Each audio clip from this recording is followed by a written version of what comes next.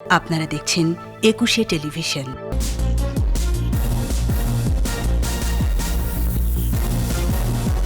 না ফেরার দেশে গুণী অভিনেতা আব্দুল কাদের মারা গেলেন ক্যান্সারের মধ্যে করোনা সংক্রমণে।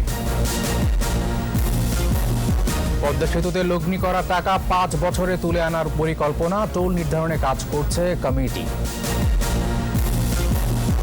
এবং যুক্তরাষ্ট্রের টেনেসিতে বিস্ফোরণে 3 জন আহত, বেশ কয়েকটি বাড়ি ক্ষতিগ্রস্ত।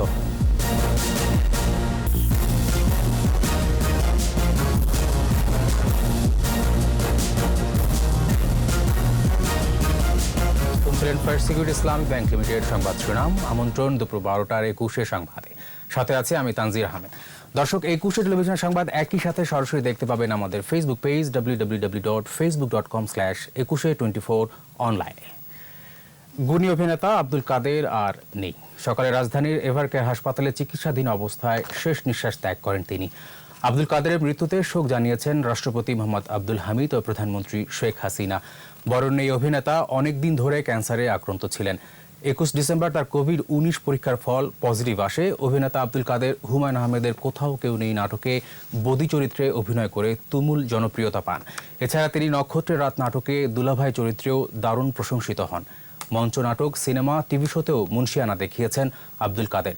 শ্রদ্ধা নিবেদনে বিকেলে তার মরদেহ নেওয়া হবে শিল্পকলা একাডেমিতে, পরে বনানী কবরস্থানে দাফন করা হবে। পদ্মা সেতু টোল নিয়ে গুজবে সয়লাব সামাজিক যোগাযোগ মাধ্যম। বাস্তবতা হলো এখন পর্যন্ত টোলই নির্ধারণ হয়নি। তবে সেতু কর্তৃপক্ষের গঠিত কমিটি এ নিয়ে কাজ করছে। প্রস্তাবনায় যাই থাকুক, জনগণের কথা বিবেচনায় নিয়ে এর চূড়ান্ত সিদ্ধান্ত আসবে সরকারের শীর্ষ পর্যায় থেকেই। প্রকল্প সংশ্লিষ্টরা জানাচ্ছেন 5 বছরের সেতুতে লগ্নি করা পুরো টাকা তুলে আনার পরিকল্পনা রয়েছে, যা দেশের অন্যান্য উন্নয়ন প্রকল্পে ব্যবহার করা সম্ভব হবে। রিপোর্ট আরও জানাচ্ছেন মোহাম্মদ নুরুন নবী। স্বপ্নের পদ্মা সেতুতে সব মিলিয়ে খরচ হয়েছে 30,193 কোটি টাকা। এ অর্থের পুরো যোগান এসেছে নিজস্ব তহবিল থেকে। এই কারণেই মানুষের মনে প্রশ্ন, পদ্মা সেতুতে টোল থাকবে কি থাকবে না। নিজের টাকায় তৈরি হলেও নিয়মিত রক্ষণাবেক্ষণের খরচ সহ নানা খাতের তহবিলের প্রয়োজন। আবার খরচ হওয়া জনগণের অর্থ উঠিয়ে এনে অন্য প্রকল্পে যোগান দিলে ক্ষতি কি? এসব বিবেচনায় সেতুর দুই প্রান্তে এরই মধ্যে টোল প্লাজা নির্মাণ করা হয়েছে। তবে পদ্মা সেতুর টোল আদায় গতানুগতিক হবে না। ইলেকট্রনিক ডিভাইসের সহায়তায় আদায় হবে টোল। টোল নির্ধারণের প্রচলিত নিয়ম হল, ফেরি চলাচলকারী নদীতে ফেরির ভাড়ার চেয়ে বেশি হবে সেতুর টোল। এই প্রকল্পেও একই নিয়ম মানা হবে জানাচ্ছেন প্রকল্প সংশ্লিষ্টরা। ইতিমধ্যে আমাদের একটা কমিটি আছে, তারা এটা নির্ধারণ করছে। আমরা টোলের বিষয়টি অপারেশনাল মেনটেন্যান্স, সেটার দায়িত্ব আমরা কোরিয়ান একটা প্রতিষ্ঠানকে দেওয়ার জন্য আমরা ইতিমধ্যে অর্থনীতি সম্পর্ক মন্ত্রিসভা কমিটিতে আমরা এটা উপস্থাপন করেছি। সেটা ইতিমধ্যে অনুমোদন হয়েছে, সেই প্রক্রিয়া চলছে। খরচের টাকাটা গভর্নমেন্ট উঠাবে এবং আমরা এটাকে গভর্নমেন্টকে টাকাটা ফেরত দিব। যেখানে ফেরি আছে তারা সেই ফেরির টোলটাই ব্রিজে দেয়। তবে এটা মাননীয় সরকার প্রধান এটাকে ন্যাশনালাইজ করবেন যে আসলে কোনটা হলে জনগণের উপকার হয়। হিসেব মতে খরচের পুরো টাকা উঠিয়ে আনতে সময় লাগবে সর্বোচ্চ 5 বছর। অর্থায়ন মানে আমার নিজের দেশের টাকা, কিন্তু সেখানে কিন্তু টাকা না, ডলারে পেমেন্ট করতে হয়। তারপরে লোন রিপেমেন্ট মানে টাকাটা আর কি 30,000 কোটি 31,000 কোটি টাকার মতো লাগতেছে। 5 বছর উই আর এক্সপেক্টিং 5 বছরে আমরা যে টোল থেকে প্রায় 35,000 কোটি টাকা উঠে ফেলবো। ফলে এগুলো পয়সা ছাড়া তো হবে না। এটা এখানে সব কিছু বাগনা, এটা হয় না। ফলে ব্রিজের এখানে কেউ যদি ব্রিজে যদি না যায়, নৌকা দিয়ে ভাড়া যাক না, দিকে যাক, অসুবিধা কিছু নাই। প্রতিদিন গড়ে 24,000 যানবাহন চলবে পদ্মা সেতুতে। 15 বছর পর এ টোল বাড়বে 10%, আদায় হবে 35 বছর ধরে। মোহাম্মদ নুরুন নবী, 21 টেলিভিশন, ঢাকা। দেশের উত্তর ও পশ্চিমাঞ্চলে শৈত্যপ্রবাহ বয়ে যাচ্ছে, কমেছে তাপমাত্রা। ঘন কুয়াশায় দিনের বেলাতেও হেডলাইট জ্বালিয়ে যানবাহন চলাচল করছে। বিপর্যস্ত হয়ে পড়েছে জনজীবন। ঠান্ডাজনিত রোগে আক্রান্ত হচ্ছে শিশু ও বৃদ্ধরা। প্রতিনিধিদের সহায়তায় মাসুমা লিসার রিপোর্ট। আজ সর্বনিম্ন তাপমাত্রা রেকর্ড করা হয়েছে নীলফামারীর ডিমলায় 8.4 ডিগ্রি সেলসিয়াস। পঞ্চগড়ে বাড়ছে শীত। আবহাওয়া অফিস জানিয়েছে, তেঁতুলিয়ার সর্বনিম্ন তাপমাত্রা 9 ডিগ্রি সেলসিয়াস রেকর্ড করা হয়েছে। শীত আর ঘন কুয়াশায় বিপর্যস্ত হয়ে পড়েছে জনজীবন। ঠাকুরগাঁয়ে ঘন কুয়াশা আর হিমশীতল বাতাসে জেঁকে বসেছে শীত। বাড়ছে ঠান্ডাজনিত বিভিন্ন রোগ। শিশু ডায়রিয়া হচ্ছে আমার বাবু, 4 দিন থেকে ভর্তি আছে। বাচ্চার ঠান্ডা লাগার কারণে এখন নিউমোনিয়া হয়ে গেছে। রংপুরে ঘন কুয়াশা আর হিমেল বাতাস শীতের তীব্রতাকে বাড়িয়ে দিচ্ছে। কুয়াশার কারণে দিনের বেলাতেও হেডলাইট জ্বালিয়ে যানবাহন চলাচল করতে হচ্ছে।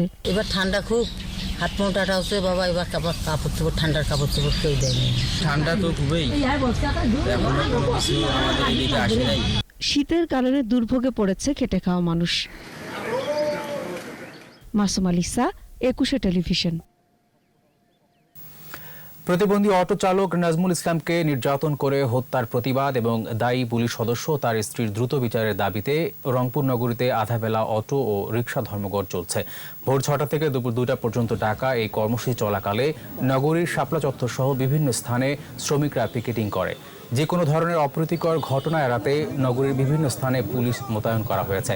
গেল মঙ্গলবার মিথ্যা চুরির অপবাদ দিয়ে প্রতিবন্ধী নাজমুলকে তার বাসা থেকে ডেকে নিয়ে পুলিশ কনস্টেবল হাসান ও তার স্ত্রী হত্যা করে আত্মহত্যা করেছে বলে প্রচার করে।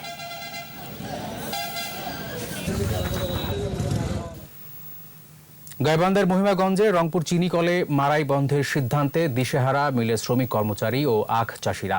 সরকারের এই সিদ্ধান্ত বাতিলের দাবিতে নানা কর্মসূচি পালন করছেন তারা। অভিযোগ, মারাই মৌসুমে সরকারের হঠাৎ এই সিদ্ধান্তে অন্তত 20,000 আখ চাষির জীবিকা অনিশ্চিত হয়ে পড়েছে। গাইবান্ধার প্রতিনিধি আফরোজা লুনার রিপোর্ট জানাচ্ছেন সমর ইসলাম।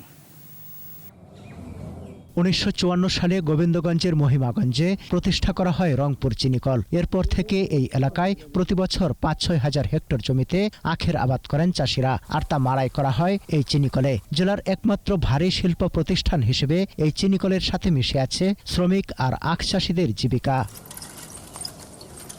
এবছরও এখানে 5,000 হেক্টর জমিতে আখ চাষ হয়েছে। 25 ডিসেম্বর মারাই উদ্বোধনের কথা ছিল, অথচ 2 ডিসেম্বর থেকে বন্ধ ঘোষণা করা হয় রংপুর চিনিকল। এতে বিক্ষোভে ফেটে পড়েন মিলের শ্রমিক কর্মচারী ও আখ চাষিরা।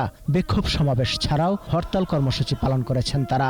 এই ফসল যদি আমাদের এই এলাকায় উঠে যায় তাহলে আমরা কৃষকেরা অত্যন্ত ক্ষতিগ্রস্ত হব। আমরা বেতন পাই না, আমরা ছেলে মেয়ে খুব অভাবের মধ্যে আছি।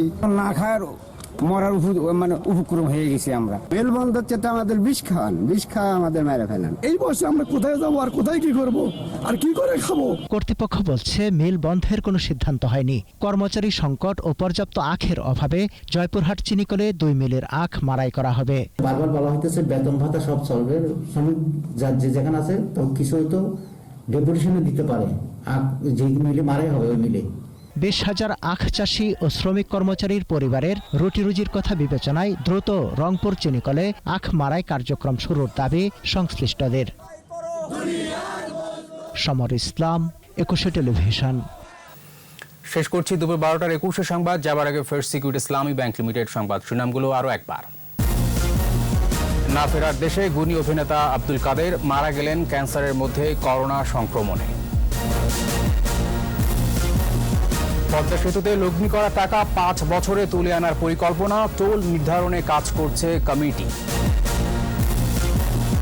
এবং যুক্তরাষ্ট্রের টেনেসিতে বিস্ফোরণে 3 জন আহত, বেশ কয়েকটি বাড়ি ক্ষতিগ্রস্ত।